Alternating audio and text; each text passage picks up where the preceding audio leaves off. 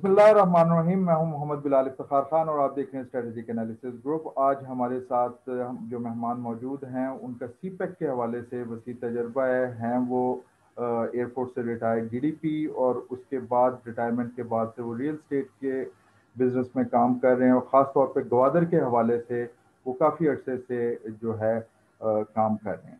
तो आज का जो प्रोग्राम है ये बेसिकली एक सीरीज का पहला प्रोग्राम है। आज हम जो एक लेमैन को समझाने के लिए, एक आम आदमी को समझाने के लिए कि सीपेक है क्या, इस पे हम बात करेंगे और हम इसकी पाकिस्तान और ख़ासतौर पे चाइना के लिए क्या इम्पोर्टेंस है इस हवाले से भी बात करेंगे। आप जानते हैं कि 2005 तक जो है सिचुएशन जो थी, चाइना इतना बड़ा मुल्क था लेकिन उसकी ब्लू वाटर नेवी नहीं थी और उस जमाने के अंदर फिर उन्होंने एक स्ट्रेटजी जो है वो सोची थी जिसको नाम दिया गया था पर्ल ऑफ स्टिंग्स का।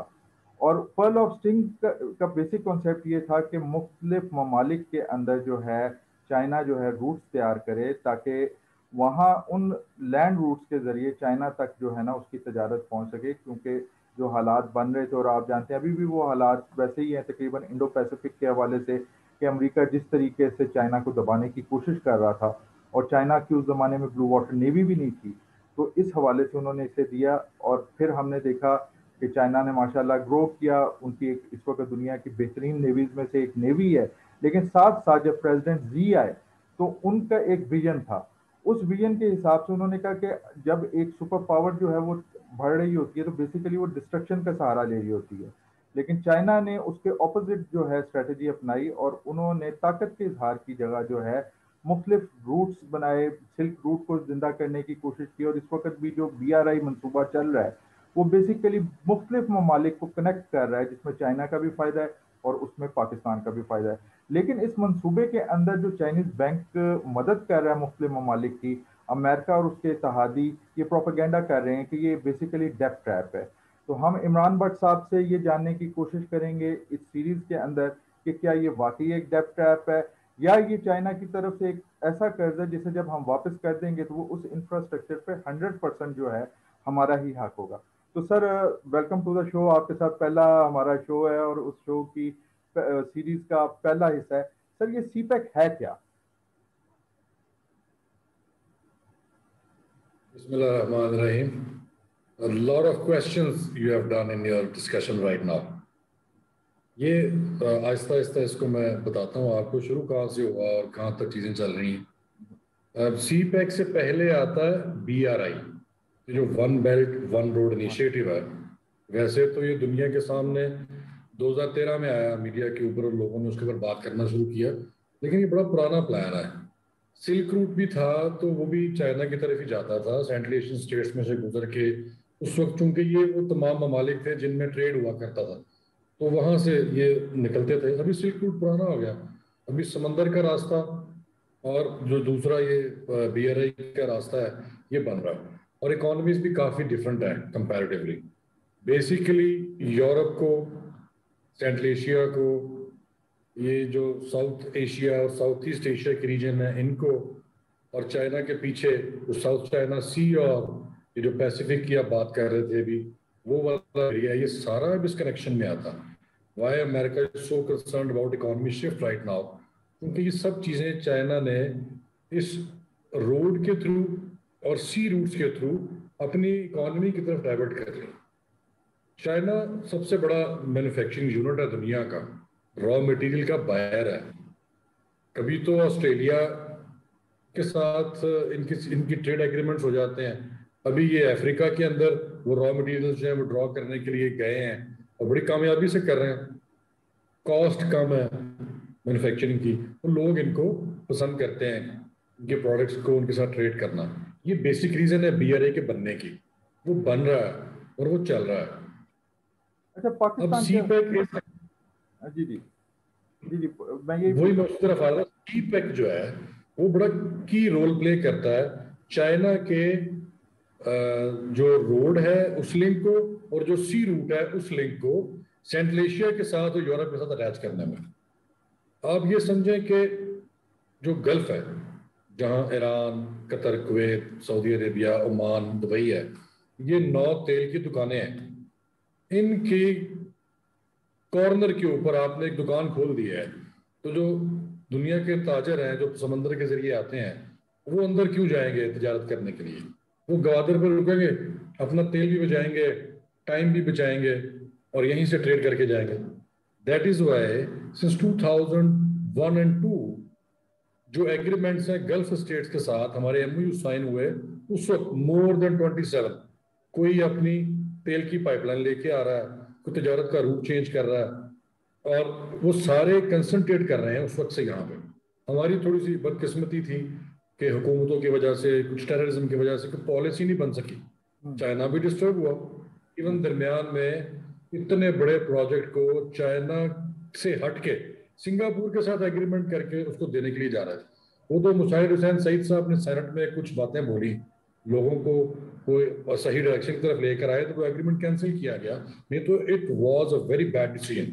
बहरहाल अभी चाइना कर रहा है, चाइना ने उसके बाद आपको $500 अरब की इन्वेस्टमेंट की कमिटमेंट की, और उसमें से 60-65 के करीब आ चुका है, ऑन ग्राउंड है, चीजें चल रही हैं, कुछ कंप्लीशन के नजदीक है।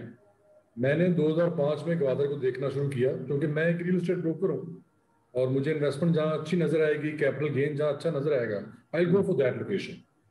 तो हम सब ने, हमारे दोस्तों ने, कुछ अच्छे ग्रुप्स ने, डेवलपर्स ने ये फैसला किया कि उधर जाना चाहिए। लेकिन उसके बाद से आज तक स्ट्रैटेजीज जो थी दे वर नॉट वेरी गुड, तो स्लो रहा मामला। लेकिन ऑन ग्राउंड डेवलपमेंट आज तक नहीं रुकी। चाइना की इन्वेस्टमेंट, चाइना का रोड नेटवर्क, चाइना का जो फ्री जोन का एरिया था उसकी डेवलपमेंट के ऊपर, जो रोड नेटवर्क उन्होंने बलूचिस्तान में देना था, जो रोड नेटवर्क उन्होंने पाकिस्तान को देना था, वो सब वो कर रहे हैं, ऑन ग्राउंड कर रहे हैं। वो पब्लिश नहीं होता ज्यादा, लेकिन ऑन ग्राउंड है, उसकी हिफाजत कर रही है आपकी मिलिट्री। 2 डिवीजन हैं जो ओवर द रूट पाकिस्तान से लेके खंजराब तक, कुछ 4-5 ब्रिगेड्स हैं, एक डिवीजन कमांडर बैठते हैं जर्नैल यहाँ पे और एक वहां बैठते हैं कॉर्नर ऑफ द रूट। तो आप देखें सिक्योरिटी कितनी है। एक मोटरवे बनाई थी मियाँ साहब ने, और पाकिस्तान की इकोनॉमी 97-98 के बाद कहाँ से कहाँ ट्रेवल कर रही है, और उन्होंने 2 और मोटरवेज अपने खर्चे पे बनाई हैं, जो खंजराब से शुरू होती हैं, एक पूरे बलूचिस्तान के अंदर से आती है। I provide you the maps, you can show during the interview. और एक जो पूरा रूट है, इसके पैरेलल एनएचए के इन्होंने पंजाब से बलूचिस्तान के कनेक्शन में बना दिए। बहुत सारे रोड बन गए हैं, और अगले 2 साल में प्रोबेबली 2002 के एंड तक आपको बहुत सारी चीजें नजर आ जाएंगी। ये रोड नेटवर्क है जो चाइना अपनी तजारत के लिए बना रहा है। अच्छा, इसमें तो ये इंपॉर्टेंस है। मैं सवाल करूंगा जो कि एक आम आदमी के जहन में आ रहे हैं। सड़कें तो बन गई हैं, चलें जी, यहाँ से उधर जाएगा, टैरिफ हमें मिलेगा, लेकिन हमारे पास हल्के ये कह रहे हैं कि इस प्रोजेक्ट की वजह से पाकिस्तान जो है वो डंपिंग ग्राउंड बन जाएगा चाइना का। कुछ लोग ये भी कह रहे हैं कि इस प्रोजेक्ट की वजह से, क्योंकि इस प्रोजेक्ट के हिस्से के अंदर कुछ फार्मिंग के ऊपर भी है, बात हुई है, इसी तरीके से और भी जो है ज़राअत के हवाले से बात हो रही है, तो वो कह रहे हैं कि ये आहिस्ता आहिस्ता जो है पाकिस्तान में चीज़ उगा करेगी और चाइना चली जाया करेगी। तो ये बेसिकली जो पाकिस्तानी किसान जो है उसके साथ ज्यादती होगी। तो आपने जो अभी तक स्टडी किया है, आप इस हवाले से क्या कहते हैं? देखिए, ये मिनट टू मिनट और टाइम टू टाइम जो चीजें आती हैं, जो खबरें आती हैं, अगर कोई उनको देख रहा है ना पाकिस्तान और चाइना के रिलेशनशिप के हवाले से, तो ये कंफ्यूजन उसको नहीं होंगी। आप ये देखें, आपके पास पैसे नहीं है, आईएमएफ को आपने इतने कर्जे वापस करने हैं कि आप अपना बजट डेवलपमेंट प्रोजेक्ट्स नहीं लगा पाते, तो फूड पे क्या लगाएंगे और फार्मिंग पे क्या लगाएंगे? फार्मिंग में टेक्नोलॉजी मुफ्त में आती है, आपको बुरी लगती है। चाइना का फार्मूला कर्ज देने का नहीं है, उसने बीआरआई का फार्मूला बनाया इकोनॉमी को इंप्रूव करने के लिए। हाँ, ये काम अमेरिका भी करता है, लेकिन वो क्या करते हैं, वो आपके अड्डे ले लेते हैं, वो आपको मकरूज कर देते हैं, वो आपकी इकोनॉमी को रहन रख लेते हैं। लेकिन चाइना तो ऐसा आप नहीं यहाँ पे करता। भी हैं, कर्ज तो यहाँ पे भी आपको मिल रहा है, सॉफ्ट लोन जो मिल रहे हैं वो भी तो वो कर्जा है। बिजनेस है, वो बिजनेस है। सॉफ्ट लोन की डेफिनेशन इज समथिंग एल्स। मुझे थोड़ा सा एक्सप्लेन करने दें। ये जो कमर्शियल एरिया की आप बात कर रहे हैं ना, रोड का बनाना और बनना, ये जैसे डाइवो ने किया था, वैसे कुछ अर्सा वो आपसे इसका महसूल लेंगे, उसके बाद ये रोड्स आपकी हैं। सही। फिर सारी रोड्स चाइना से लेकर यहां तक 150 स्पेशल इकोनॉमिक जोन्स आपके फ्री इंडस्ट्रियल जोन्स बन रहे हैं। सही। Already 40+ companies are going to come. अच्छा, दो मिसालें अभी सामने हैं, एक फैसलाबाद वाला और एक वो जो स्पेशल इकोनॉमिक जोन बना है रशियाई वाला। ये दो हैं अभी। आप ये इमेजिन करें कि इनमें कुछ फैक्ट्रीज आ गई हैं, उन पे काम चल रहा है, कुछ ऑन हो गई हैं।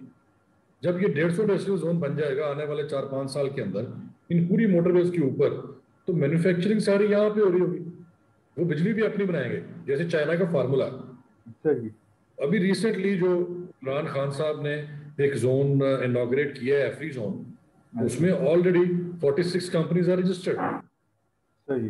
12 कंपनियां जो है वो अपना काम कर रही हैं और 3 तो already they are active right now. ये तो उन्होंने अपने बयान में भी बताया। दूसरे, आप फार्मिंग की बात करते हैं, फार्मिंग में बलूचिस्तान में भी और पंजाब में भी they are assisting you in technology, और अपने बैंक्स के जरिए वो टेक्नोलॉजी आपके पास, आपकी जो है ना ग्रोथ, उसको बढ़ाने के लिए, ताकि आप सेल्फ सफिशिएंट हो जाए। तो उसमें कोई डेथ ट्रैप नहीं है। डेथ ट्रैप तो दुनिया के दूसरे ममालिक में भी नहीं है। बीआरआई के फार्मूले के तहत, मैं I was telling you the other time, Sri Lanka, Nepal, उनके आप रिकॉर्ड उठा के देख लें, उनके अंदर जितनी इन्वेस्टमेंट इस वक्त आई है इंडिया ने कभी भी नहीं की आज तक। अब ऐसा नहीं है कि उन्होंने उनकी इकोनॉमी और उनकी बंदरगाह को खरीद लिया, उन्होंने उनको फैसिलिटेट किया है कि हम टेक्नोलॉजी देते हैं, हम यहाँ पे बैठ के काम करते हैं, और इस जगह से जितना पैसा जनरेट होगा हम शेयर करेंगे उसके साथ। बिल्कुल सही, बिल्कुल ये फार्मूला है बेसिकली। अब उसमें उनका भी फायदा है, विन विन सिचुएशन है, दोनों दोनों काम कर रहे हैं, दोनों उसके अंदर पैसे कमा रहे हैं। पाकिस्तान में भी ऐसा है, पाकिस्तान में स्केल ज्यादा है, $500 अरब इज अ ह्यूज अमाउंट, और वो आहिस्ता आहिस्ता आ रहा है। और जैसे जैसे इकोनॉमी स्टेबल होती जाएगी, आज आप टोन देखते हैं अपने वजीर आजम की, वो जब IMF से बात करता है, दैट इज डिफरेंट फ्रॉम मियां साहब एंड अदर्स। उसमें कमाल ये है कि चाइना ऑन ग्राउंड आज से 5 साल पहले इतना नहीं था जितना अभी है। उसमें मिलिट्री की सपोर्ट है, एस्टेब्लिशमेंट की, रूट के लिए, बिजनेस के लिए। That is the reason mainly जो कि सामने आया है। उसमें ये कंफ्यूजन मेरा नहीं ख्याल होनी चाहिए कि चाइना आपको टेकअप कर लेगा और इकोनॉमी ले लेगा। आपकी सॉलिड फुटिंग है, आपकी जोग्राफिकल सिचुएशन है, लोकेशन है, जो उनको अलाउ करती है कि वो आपका पूरा ट्रेड रूट जो कि 5000 किलोमीटर है पूरे पाकिस्तान के अंदर से, कहाँ 15000 किलोमीटर जो समंदर से वो जाते हैं, वो कहाँ 5000 किलोमीटर पाकिस्तान के अंदर से उनका पैसा बचता है। दे आर ऑलरेडी अर्निंग, उनको क्या जरूरत है आपको डेट ट्रैप में फंसाने की। And they are giving you gifts, not ये जो गिफ्ट है ना, ये जो अभी रिसेंटली बलूचिस्तान के ऊपर अगर आप क्वेश्चन करेंगे तो आई टेल यू कि $600 अरब का ये जो पैकेज है, इसमें पानी, बिजली, गैस, इसके मंसूबे हैं, ना सिर्फ गवादर में बल्कि इर्द गिर्द के इलाकों में भी, पूरे बलूचिस्तान में। इस साउथ को पूरा गिफ्ट दिया उन्होंने, और ये उसके ऊपर काम कर रहे हैं, और उनको फायदा है, उनको पता है वो आएंगे तो उनको उनकी कॉस्ट बचती है। वो एक तरह से अपना इंफ्रास्ट्रक्चर बना रहे हैं जिसका हमें एडिशनल फायदा है। मैं तो इस तरह कहूँगा, this is the other kind of approach. बिल्कुल सही। तो पाकिस्तान के अंदर किन किन प्रोजेक्ट्स के अंदर, एक तो ये CPEC चल रहा है, CPEC के साथ आपने बताया कि जी इंडस्ट्रियल जोन भी बनाए जा रहे हैं, तो पाकिस्तान इस पार्टनरशिप से, आपने कहा विन विन कंडीशन है, तो पाकिस्तान के क्या फ़ायदा हो रहा है? क्या इससे हमारी इकॉनमी का पहिया चलेगा? क्या इससे टेक्नोलॉजी के अंदर हमारे आएगी, और जॉब अपॉर्चुनिटीज़ जिनकी बात की जा रही है उसमें किस तरह होगा? इस पे आप थोड़ा सा बताएं कि क्या क्या फ़ायदे हैं जो इस प्रोजेक्ट से पाकिस्तान के लिए आ रहे हैं। This is the basic question, और यही लोगों को समझने की जरूरत है कि अगर BRI दुनिया का GDP 0.7% से 2.9% तक ग्रोथ दे सकती है 2040 तक, ये एस्टिमेशन है आपके इंटरनेशनल इदारों के, और हर वो कंट्री जो दरमियान में है उसको भी ये एवरेज अप्लाई होती है। एवरेज कंट्री में ये 1 मिलियन जॉब्स क्रिएट कर रहे हैं BRI के जरिए। और ये आप कुछ प्रोग्राम्स हैं जो जर्मन टेलीविजन या DW उन्होंने कंडक्ट किए थे आज से 5-6 साल पहले, 2015-16 में बड़ा शोर था इन चीजों का। तो उसमें वो हांगकांग भी गए, वो थाईलैंड भी गए, वो फिलीपीन भी गए। अभी ये साउथ चाइना का कॉन्फ्लिक्ट ये करते हैं मीडिया के ऊपर डिस्कस। मैं कहता हूं उस प्रोग्राम को देखें, उनके लोगों की बात सुने, they are very much interested. Even Hong Kong, Philippine के लोग ये कहते हैं कि BRI से हमें इतना फायदा है कि हमारा ग्रोथ रेट डबल हो जाएगा GDP। चले, ये दुनिया की बात है। मैं CPEC के ऊपर बताता हूँ आपको। आपके CPEC में 2.5 मिलियन जॉब्स क्रिएट होने जा रही हैं 2015 से 2030 के दरमियान। इसका मतलब है ये प्रोसेस ऑलरेडी स्टार्टेड है। इसमें से 2 साल निकाल दें, 2018 और 19, मैं 20 की बात नहीं करूंगा, 20 में भी हमें ग्रोथ मिला पाकिस्तान के अंदर, दिस इज सरप्राइजिंग। 2018-19 में चाइना ने नक्शे रोक दिए सारे। उन्होंने कहा कि आपने सिटी तो डेवलप कर लिया, नेस्पाक ने बड़ा अच्छा प्लान किया, न्यूयॉर्क से ग्रिड स्टाइल लिया, ग्रिड को डेवलप किया, अब उसके अंदर जो इंटरनेशनल फैसिलिटीज हैं इंडस्ट्री के हवाले से, रिक्रिएशन के हवाले से, वो कब करेंगे आप? उन्होंने स्टॉप कर दिया। वो 1 साल का काम था लेकिन वो 2 साल में किया गया और it is very good now. मैं वो नक्शा आपसे शेयर करता हूँ, आप इसमें लगाएं कि इंटरव्यू में या वैसे अपनी साइट्स पे शेयर करें। उसके अंदर आप यकीन करें कि 6 से ज़्यादा लॉजिस्टिक्स जोन्स बने हैं जो इंडस्ट्री को स्टोरेज के लिए दिए गए हैं। वो नहीं थे पहले, तो आपने कहाँ स्टोर करना था? प्राइवेट सेक्टर को दे देते। प्राइवेट सेक्टर ने क्या करना था? पैसे ज़्यादा लेने थे, उन्होंने वो गवर्नमेंट सेक्टर से ली। 5-5, 6-6 हज़ार एकड़ जमीन दरमियान में किया टोटल मास्टर प्लान के अंदर। अब ये आप फिगर सुने कितना फर्क डाला उन्होंने।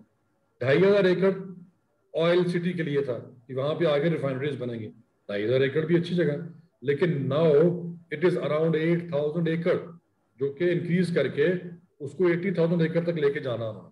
अब उस 8,000 एकड़ के अंदर सऊदी अरब आ रहा, ईरान आ रहा, कहाँ वो अपने पोलिटिकल कन्फ्लिक्ट्स में बिजी हैं और कहाँ वो यहाँ आके साथ इकट्ठे बिजनेस कर रहे हैं ऑयल सिटी के अंदर। उन्होंने कमिटमेंट भी दी हैं। पिछले साल भी ये जो थे शाह साहब, इसके जो बच्चे हैं इनके सऊदी अरब के, उनके साथ बात करके आए, एमओयू साइन करके आए। तो this is the kind of scale. फिर उसके अलावा 2 इंडस्ट्रियल जोन्स को इकट्ठा करके एक बड़ा इंडस्ट्रियल जोन बना दिया, उसके अंदर हाईटेक सारी इंडस्ट्री आएगी। एक और एडिशनल जोन बनाया शहर के अंदर ही कहीं, जिसमें आईटी से रिलेटेड इंडस्ट्री जो है वो काम करेगी। हैवी इंडस्ट्री के लिए जोन बना, तो रिजॉर्ट्स के लिए 6 किलोमीटर का एरिया दिया गया टोटल पूरे शहर में। और जिस तरह दुबई के सामने कमर्शियल जोन बना ना बिजनेस वे का, उसी तरह यहाँ दिया जा रहा है सेंटर ऑफ द सिटी। ये सब नक्शे में इंडिकेटेड है, ये चाइना ने कराया आपके साथ। तो व्हाट डू यू थिंक, वो आपके स्ट्रेटेजिक पार्टनर है, बिजनेस पार्टनर है, या आपको लूटने के लिए आ रहे हैं? बिल्कुल सही कह रहे हैं। असल में जो एक जाने से पहले एक इम्पोर्टेंट और सवाल, ये पिछले कुछ अर्से से 6-7 महीने से, बल्कि पिछले साल अक्टूबर से ही चेयरमैन सीपेक अथॉरिटी पे बड़ी तनकीद हो रही है, लेकिन जो बंदा इन्वॉल्व है उससे मैं यही सुन रहा हूँ कि जनरल बाजवा जब से आए हैं तो उस वक्त से सीपेक के अंदर तेज रफ्तारी आई है, और इवन जो चाइनीज़ हैं वो बहुत ज़्यादा उनकी स्टेटमेंट्स आती रहती हैं, तारीफ को कर रहे हैं। तो आप क्या समझते हैं कि जब ये सीपैक अथॉरिटी बनाई गई और जनरल आसिम सलीम बाजवा को लाया गया, उसके बाद इस प्रोजेक्ट पे क्या इफेक्ट्स आए? तो सीपैक अथॉरिटी जब बनी है और बाजवा साहब को जब लेके आए हैं, उससे पहले सिक्योरिटी इश्यूज वाकई बहुत ज्यादा थे। उनके आने के बाद आर्मी का लाइजोन बढ़ गया, बात आपस में लोगों ने समझना शुरू कर दी। आर्मी और सिविल के सेटअप में बहुत फर्क है। जब आर्मी को स्टेप लेना चाहती है सिक्योरिटी वाइज, तो सिविल में फिर प्रोसीजर्स में फंस जाते हैं बेचारे। सीपैक अथॉरिटी बनाने का मकसद यही था कि उसको वो सर्व किया जाए। अब उससे पहले बातें चल रही थी कि जी वो यहाँ पे सिक्योरिटी के लिए बाड़ लगा दो, ये कर दो, वो कर दो। अब जब से वो आए हैं, मैं रिसेंटली रमजान से कोई 3-4 दिन पहले गया था, तो जनरल साहब उधर बैठते हैं, उस डिवीजन को ऐड करते हैं, और बड़ा अच्छा मैनेज किया। और 6-7 यूनिट हैं जो पूरे गवादर के अंदर बॉर्डर तक जाके वो उन्होंने डिप्लाई किए। तो लुक एट द सिक्योरिटी, जिसकी वजह से चाइनीज बड़ा सेफ फील करते हैं। वो खुद अब शलवारे की मीजें पहन के वहां फिरते हैं। उसकी वजह ये है कि सीपैक के अंदर जो मंसूबे चल रहे हैं, चाइना बेसिकली उनके ऊपर पैसा प्रोवाइड कर रहा है। वो चाहते हैं कोई 7-7 बंदा लग के इसको देखे, एक ऑब्जर्वेशन, एक पैरेलल सिस्टम चलता रहे। तो हर वो शोबा जिसके अंदर काम चल रहा है, जैसे पोर्ट अथॉरिटी है, तो पोर्ट अथॉरिटी में पाकिस्तान का अगर एक ऑफिसर है तो एक ऑफिसर उनकी तरफ से। गवादर के अंदर ब्रिगेडियर साहब हेड कर रहे हैं एयरपोर्ट की तामीर को, जो 2022 तक इन्होंने दिसंबर तक बनाना है, और वो बनेगा इंशाल्लाह। तो ब्रिगेडियर साहब के साथ एक पैरेलल आदमी वहां से चाइना से डिप्लॉय किया गया। इसी तरह ग्वादर की अथॉरिटी जो है डेवलपमेंट अथॉरिटी, उसके अंदर लैंड अफेयर्स में जो पानी के मंसूबे वो दे रहे हैं, उनके अंदर सड़कों के मंसूबों के अंदर, मोटरवेज के अंदर, तो कोई 25 से 30 लोग ऐसे हैं जो वहां पे हर वक्त एज अ हेड काम कर रहे हैं। फिर उनकी टीम है नीचे पोर्ट अथॉरिटी में, सारा चाइना और चाइनीज लोग हैं, उनके साथ पाकिस्तान के ऑफिसर्स हैं जो कर रहे हैं। लाइजोन और उनको हेल्प कर रहे हैं लोकल एरियाज में। तो ये दो गवर्नमेंट्स का बिजनेस लाइजोन है जो सारा के सारा साथ चल रहा है। तो यहाँ से आप देखें एक प्रॉपर व्यू जो है वो एक दो गवर्नमेंट्स आपस में बिजनेस कर रही हैं। ये सारा कुछ फैसिलिटेट करने के लिए आर्मी का बंदा होना बड़ा जरूरी था, क्योंकि एडमिनिस्ट्रेटिव अफेयर्स हैं और बाजा साहब ने बड़े अच्छे तरीके से मैनेज किए। तो डेफिनेटली आपके एनिमीज जो दूसरे कंट्रीज से हैं वो आपको इस सारे पीरियड के अंदर तंग भी करेंगे, इश्यूज भी बनाएंगे, बाजवा साहब के अगेंस्ट बात भी करेंगे। तो उसमें कुछ सच्चाई है या नहीं है, वी नॉट कंसर्न। हमारा हिस्ट्री का सबसे बड़ा मंसूबा जो आपकी लोकल इकोनॉमी को ट्रिलियंस में लेके जाने वाला है अगले 5 साल के अंदर, हमें उसकी परवाह है। कोई कुछ भी करे, हमें उसकी परवाह नहीं है। बाजवा साहब की डायरेक्शन ठीक है, आर्मी सपोर्ट कर रही है हर प्रोजेक्ट के अंदर, हर प्रोजेक्ट अपने टाइम पे होने के लिए जा रहा है, ये काफी है। Nothing else we are concern. और कोई नेगेटिविटी नहीं है, किसी किस्म का कोई लाइजोन में गड़बड़ नहीं है, किसी किस्म की कोई ऐसी चीज नहीं हो रही जिसकी वजह से प्रोजेक्ट जो है वो डिले हो जाए। बातें कर लें जितनी मर्जी, उससे कोई फर्क नहीं पड़ता। तरक्की आप ये देखें कि 60 एकड़ का मंसूबा जो फेज 1 का जो चाइना ने टेकअप कर लिया फ्री जोन का, जिसके ऊपर दुबई की तरफ पे काम चल रहा और इन्वेस्टर्स आ रहे हैं, चाबहार के साथ लाइजन हो गया, वो 60 एकड़ का मंसूबा कंप्लीट हुए 2 माह नहीं हुए और 2200 एकड़ का लॉन्च कर दिया गया। Look at the speed. और फेज 2 मैंने खुद देखा, बिल्डिंग्स बन रही हैं, वहां पे काम हो रहा है, ट्रेनिंग सेंटर्स बन रहे हैं, रोड बन गया है, ट्रेन के ऊपर काम चल रहा है। What are you talking about? लेकिन जो लोग हैं बात करने वाले तो कुछ भी निकाल देंगे ना। बड़ी तेजी से चीजें चल रही हैं और with in 1 or 2 years you will see ये पूरा टाउन जो है ये शहर के सर्कल में आपके सामने होगा। पहला शहर है जिसके अंदर कमर्शियल एक्टिविटी पहले होने जा रही है, इंफ्रास्ट्रक्चर पहले बनने जा रहा है, लोग बाद में आएंगे इंशाल्लाह। You will remember this. Sir बहुत बहुत शुक्रिया दोस्तों, ये आज हमारा पहला सेशन था और ये लेमैन के लिए था, जो आम आवाम के लिए। नेक्स्ट सेशन जो होगा उसमें हम जो प्रोजेक्ट्स पाकिस्तान में इस पर चल रहे हैं उस पर बात करेंगे। और उसके अलावा जो अभी चाबहार की बात की, तो एक कंफ्यूजन ये है कि चाबहार जो है वो चैलेंज कर रहा है, लेकिन अब जब ईरान भी BRI का मेंबर बन चुका है तो हम जी बोले प्लीज प्लीज। चाबहार पे डिटेल में बात कर लेंगे आगे, लेकिन ये 2 मिनट शॉर्ट मुझे बताने दें। जी प्लीज। अच्छा, चाबहार पे भी एक बहुत बड़ी कंफ्यूजन है, लोग बात करने के लिए बात निकाल देते हैं। गवादर दुनिया में वाहिद बंदरगाह है जो जमीन से 10 किलोमीटर बाहर है नेचुरली। सही। डीप है 25 मीटर तक। जबरदस्त। 25 मीटर तक डीप होने का मतलब है जितना मर्जी वजनी जहाज है, चाहे वो चाबहार एक्टिव जरूर है लेकिन वहां बड़े जहाज नहीं लग सकते। तो that is a great confusion. इस पे डिटेल में नेक्स्ट उसमें बात करेंगे, हम इस सेशन में बात करेंगे क्योंकि चाबहार से हमारा कोई कंपटीशन नहीं जी। ये जरूरी है क्योंकि लोगों का ख्याल ये है कि चाइना क्योंकि इंडिया के साथ रहा है तो इस वजह से शायद ये पाकिस्तान के ग्वादर के खिलाफ साजिश है। तो नेक्स्ट सेशन में हम बात करेंगे ग्वादर की अहमियत के ऊपर और क्या क्या प्रोजेक्ट्स इस वक्त चल रहे हैं उन पर तफसीली बात करेंगे। ये पहली सीरीज का पहला पार्ट है। नेक्स्ट वीक तक के लिए मुझे और इमरान भट्ट साहब को इजाज़त दीजिए। अस्सलाम वालेकुम वरहमतुल्लाहि वबरकातुहू।